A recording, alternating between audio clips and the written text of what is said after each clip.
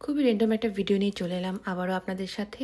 আজকের ভিডিওতে আমি শেয়ার করব যে আমি সারাদিনে কি করি বা সারাদিনটা আমার কেমন যায় বা নতুন কোন ইনফরমেশন।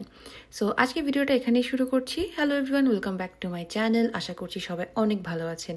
তো সকালবেলায় ওই দিন ফর দ্য ফার্স্ট টাইম আমি বেরিয়েছিলাম মার সাথে হাঁটতে।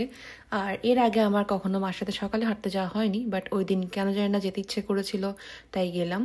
আর হাঁটতে যাওয়ার সময় এখানে আমাদের আশেপাশের এরিয়াটা একটু দেখছিলাম, কারণ ওভাবে এরিয়াটা ঘুরে দেখা হয়নি কখনোই।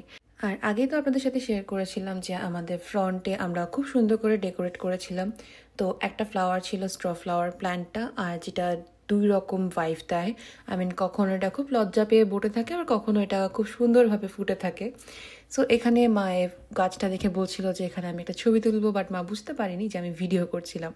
আজকে আপনাদের সাথে একটা ইনফরমেশন শেয়ার করি, সেটা হলো এখানে কিন্তু বাসে এই স্টপ সাইনটা ফ্ল্যাশ করলে এখানে কোনো গাড়ি সামনে বা পিছনে যেতে পারবে না, ওখানে স্টপ হয়ে যেতে হবে। এটার একটাই রিজন, যখন ছোট বাচ্চারা বা স্কুল স্টুডেন্টরা যখন বাসে উঠবে, তারা চাইলেই কিন্তু এদিক ওদিক দৌড়াদৌড়ি করতে পারে। তাই যাতে কোনো ধরনের অ্যাক্সিডেন্ট না হয় তার কারণেই এই ফ্ল্যাশটা দেওয়া হয়। বাট কেউ যদি ভুল করে এই ফ্ল্যাশটা ক্রস করে চলে যায়, তাহলে তাকে $2,000 পর্যন্ত ফাইন পে করতে হয়। $2,000 মানে এই ধরুন বাংলাদেশি টাকায় 1,80,000 টাকা। সো এটা একটা খুবই ইম্পর্টেন্ট এখানে সবার জন্যই, ড্রাইভারদের জন্য স্পেশালি। কোনোভাবে এই ফ্ল্যাশটা অন হলে পাস করে যাওয়া যাবে না। এই যে যেমন এই গাড়িটা দাঁড়িয়ে আছে, বাট কেউ যদি হেঁটে যায় তাহলে অবশ্যই এইটা পাস করে চলে যেতে পারবে, তাতে কোনো সমস্যা নেই। এই যেমন আমরা যাচ্ছি, বাট কোনো গাড়ি থাকলে সামনে পিছনে আশেপাশে কোথাও থেকে এই স্টপ সাইনটাকে ক্রস করা যাবে না। যখন ফ্ল্যাশ অফ হয়ে যাবে তখন এটা ক্রস করে চলে যাওয়া যাবে। সো মনে হলো আপনাদের সাথে শেয়ার করি, তাই আপনাদেরকে এই ইনফরমেশনটা দিয়ে রাখলাম। আর এরপরে আমরা একটু হাঁটাহাঁটি করছিলাম, আর মা প্রায় সময় সকালবেলা বের হয়, প্রায় সময় না প্রত্যেক দিনই বের হয়। বাট আমার আসলে কখনো যাওয়া হয় না, কারণ সকালে ঘুম থেকে উঠে আমার খুবই লেজি লাগে। যেমন এই যে স্টপ সাইনটা যখন অফ হয়ে গেছে, তখন এই গাড়িটা এখন ক্রস করে চলে যাচ্ছে, বা রেগুলারলি যেরকম গাড়ি যাতায়াত করে ওভাবেই করছে। আর আমাদের এরিয়া থেকে একটু সামনে গেলে বিশাল বড় একটা মাঠ আছে, যেখানে মা সবসময় হাঁটতে যায়। এখানে আসার পর থেকে মা হাঁটতে যায়। আর এছাড়া মার তো সকালবেলা ম্যাক্সিমাম টাইমে কাজ থাকে, যেহেতু মার একটা বেকিং পেজ আছে। বাই দ্য ওয়ে, এর ফাঁকেই বলে রাখি, আমার মা কিন্তু অনলাইনে একটা বেকিং পেজ রান করে, যেটা স্কারব্রো বেসড। সো আপনারা যারা জিটিএতে আছেন বা টরন্টোতে আছেন বা জিটিএতে আশেপাশে আছেন, আপনারা চাইলে কিন্তু আমার মায়ের পেজ থেকে কেক অর্ডার করতে পারেন আপনাদের স্পেশাল ডের জন্য। আর এছাড়া হোম ডেলিভারি সার্ভিস তো অন আছেই, আর আপনারা চাইলে পিক আপ পয়েন্ট থেকেও পিক করতে পারবেন। আমাদের লোকেশন স্কারব্রোতেই। আর এই যে এই মাঠটার কথা আপনাদেরকে বলছিলাম, আর মাঠের ঠিক অপোজিটে একটা স্কুলও আছে। এটা মেইনলি স্কুলের মাঠ। ওই যে একটা ব্রাউন কালার বিল্ডিং দেখা যাচ্ছে, ওই বিল্ডিংটা হচ্ছে একটা স্কুল। আর স্কুলের ঠিক সামনেই আছে কিছু প্লেইং গ্রাউন্ড, কিছু প্লে জোন আছে, ওইখানে ছোট বাচ্চারা খেলাধুলা করে। আর এই যে এখানে ছিল ডাক হাঁস। সো এখানে দেখে ভালোই লাগছিল সকালবেলা, বাট এরপরে না আমার যাওয়া হয়নি সত্যি কথা বলতে। আর এরপরে বাসায় এসে এখন আমি ব্রেকফাস্ট করে নিব। আমার খুবই সিম্পল ব্রেকফাস্ট, ক্রসন আর তার সাথে কফি। আর ক্রসন আর কফি নিয়ে এখন আমি চলে যাব ব্রেকফাস্ট করতে। আর ব্রেকফাস্ট শেষ করেই আমি চলে যাব আমার ডেস্টিনেশনে। আমার ডেস্টিনেশন মানে হচ্ছে আমার কাজে, আর আমার ডেস্টিনেশন হচ্ছে আমার অফিস রুম। আর এই রুমটাকে আমি সুন্দরভাবে আমার অফিসের জন্য সাজিয়েছি। কেমন হয়েছে অবশ্যই জানাবেন। আর হ্যাঁ, আমার যেহেতু ওয়ার্ক ফ্রম হোম, তাই এটা একটা সুবিধা যে আমায় কষ্ট করে রেডি হয়ে বের হতে হয় না। আর তারপর এটা ছিল লাঞ্চ ব্রেক। সো লাঞ্চ ব্রেকের সময় আমি মেইনলি শাওয়ার করে আমাদের পুজোটা দিয়ে দিই। সো এখানে আমি পুজো দিচ্ছিলাম, পুজোর জন্য ফুল নিচ্ছিলাম। আর ফুল নিয়ে এখন আমি পুজোটা কমপ্লিট করে নিব। আর লাঞ্চ ব্রেকে মেইনলি আমি এটা করে থাকি, যেহেতু আমাদের আধা ঘন্টার 30 মিনিটস লাঞ্চ ব্রেক থাকে। সো এই যে আমাদের ছোট্টখাট্ট একটা খুব সুন্দর কিউট একটা পুজোর স্পেস। আর এই যে এই প্যান্টটা আমি নিয়েছিলাম গতকাল এগলিংটন স্কোয়ার মার্কেট থেকে, স্কোয়ার মার্কেট এগলিংটন স্কোয়ার থেকে। সো আমি যেটা ভিডিও লাস্ট অ্যাড করে দিব।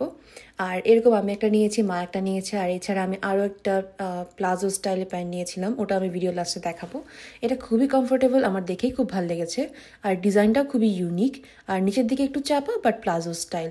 সো এই যে আমি এই টি শার্টটার সাথে এটা পেয়ার আপ করে পরলাম। আর আমাকে দেখতে কেমন লাগছে অবশ্যই কমেন্ট করে জানাবেন। আমার তো খুবই ভালো লাগছিল। আর এই যে এটা হচ্ছে স্ট্র ফ্লাওয়ার, আর এই ফ্লাওয়ারগুলো দেখতে আমার খুবই ভালো লাগে।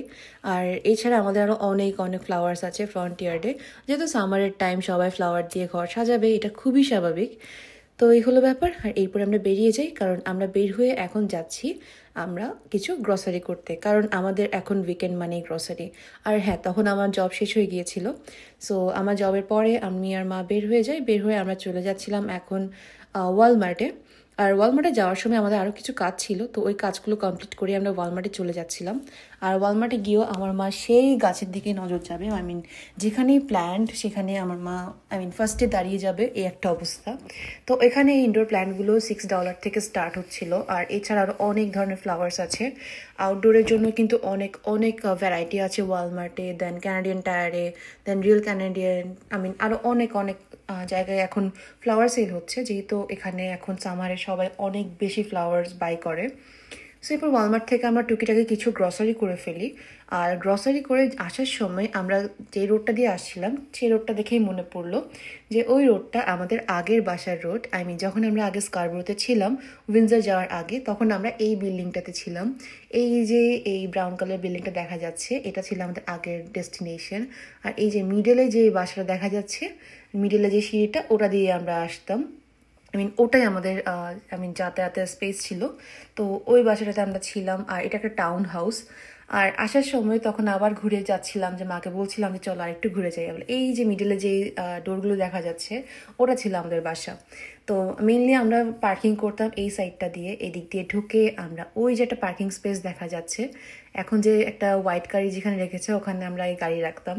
তো মাকে বলছিলাম যে এই জিনিসটা দেখে আমার খুবই নস্টালজিক লাগছিল, আমার মিস করছিলাম ওই বাসাটাকে, কারণ আমি কানাডা আসার পরে ওটাই ছিল আমার ফার্স্ট বাসা। সো যাই হোক, এরপরে এটাও এক ধরনের প্ল্যান্ট। আর এই প্ল্যান্টটাও সেম, রাতের বেলা একদম ঘুমিয়ে পড়ে আর সকাল হলে আবার জেগে ওঠে। সো আমি এটার বিফোর আফটার একটা ভিডিও করেছিলাম, যেটা পরে আপনাদের সাথে শেয়ার করব। আর এই হলো আফটার। সকাল হয়েছে, ঘুম থেকে উঠে যাবে, স্বাভাবিক। আমরা যেমন রাতের বেলা রেস্ট নেই, ঘুমাই, গাছেরও তো ঘুমাতে হবে, তাই না? ওদেরও তো রেস্টের দরকার আছে। তো এই ব্যাপারগুলো আমার কাছে খুবই ভালো লাগে, তাই আমি একটু ভিডিও ক্যাপচার করে রাখি। আপনাদের কার কাছে কেমন লাগে অবশ্যই আমায় কমেন্ট করে জানাবেন। আর হ্যাঁ, ভিডিওটা ভালো লাগলে কিন্তু অবশ্যই লাইক করতে একদমই ভুলবেন না। আর যারা যারা এখনও আমার চ্যানেলটা সাবস্ক্রাইব করেননি, প্লিজ আমার চ্যানেলটা সাবস্ক্রাইব করে দিবেন। আর এই ভিডিওগুলো আসলে আমি কোনো রিজন ছাড়াই করেছিলাম, ভেবেছিলাম যে আমার পেজে আপলোড করব, জাস্ট রিলস আকারে বা শর্টস আকারে, তাই জন্যই আমি ওভাবে প্ল্যান করে করিনি। বাট এটা ছিল এগলিংটন স্কয়ার মার্কেট। সো এখানে আমরা গিয়েছিলাম এর আগের দিন, আর ওখানে বেশ অনেকগুলো ট্রাউজার আমাদের পছন্দ হয়েছে। সো ওই ট্রাউজারগুলো আমাদের বেশ ভালোই লেগেছিল, বাট আমরা ওখান থেকে জাস্ট 4টা নিয়েছিলাম, আমার জন্য 2টা, মার জন্য 2টা। সো কোন 2টা নিয়েছি সেটা আমি একটু পরে দেখাচ্ছি। আর এই হলো শপিং মলটা। এটা খুবই একটু কোয়াইট, বাট আমার কাছে মনে হয়েছে এখানে রিজনেবল প্রাইসে খুব ভালো ভালো ট্রাউজার পাওয়া যায়। আর আরও অনেক কিছুই আছে।